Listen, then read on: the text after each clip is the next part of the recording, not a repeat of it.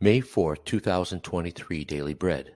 Passage, Esther chapter 4, verses 1 through 17, key verse 16. Title, If You Remain Silent at This Time.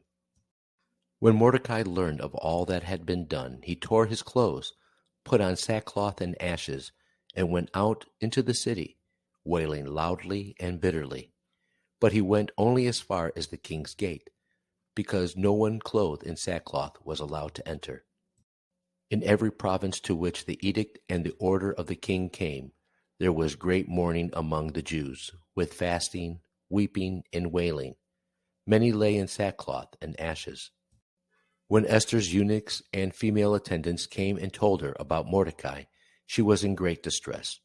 She sent clothes for him to put on instead of his sackcloth, but he would not accept them.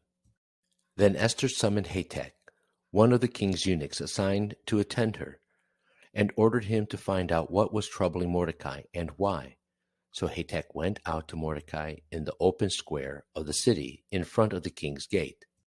Mordecai told him everything that had happened to him, including the exact amount of money Haman had promised to pay into the royal treasury for the destruction of the Jews.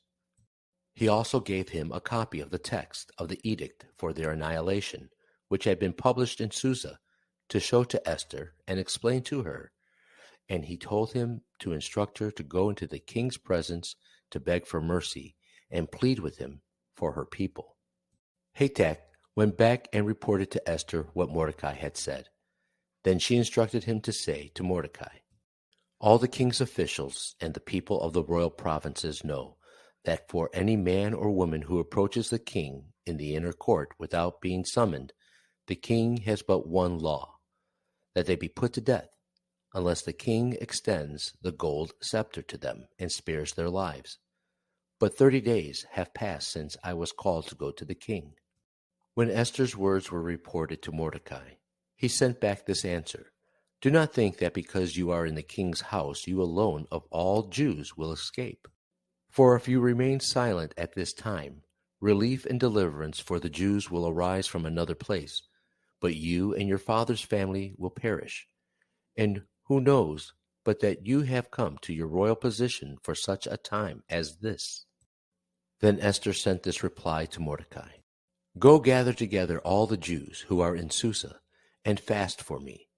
Do not eat or drink for 3 days, night or day. I and my attendants will fast as you do. When this is done, I will go to the king, even though it is against the law.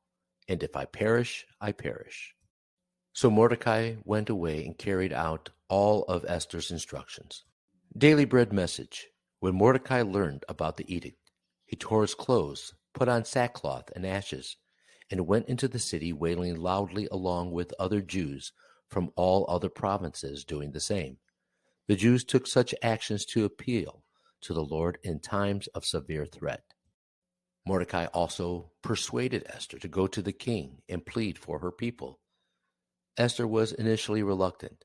She knew the law. Anyone who approached the king without being summoned would be put to death. Esther was not above the law. Worse, the king had not called her for a month.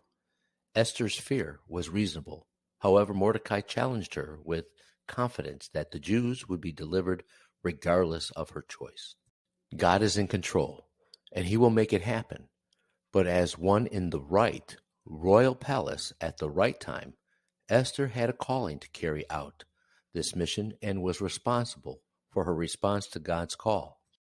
Esther made a choice and asked for prayer support from all her people.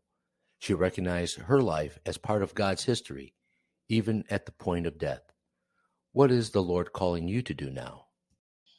You'll be part of the Lord's salvation plan by overcoming fear.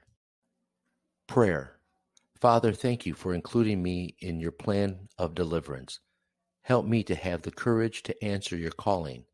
One word, if I perish, I perish.